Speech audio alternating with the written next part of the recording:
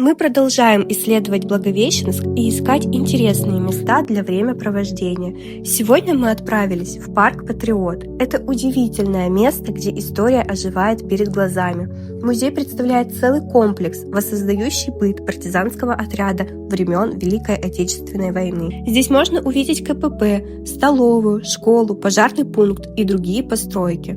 В каждый уголок можно заглянуть и буквально прикоснуться к истории.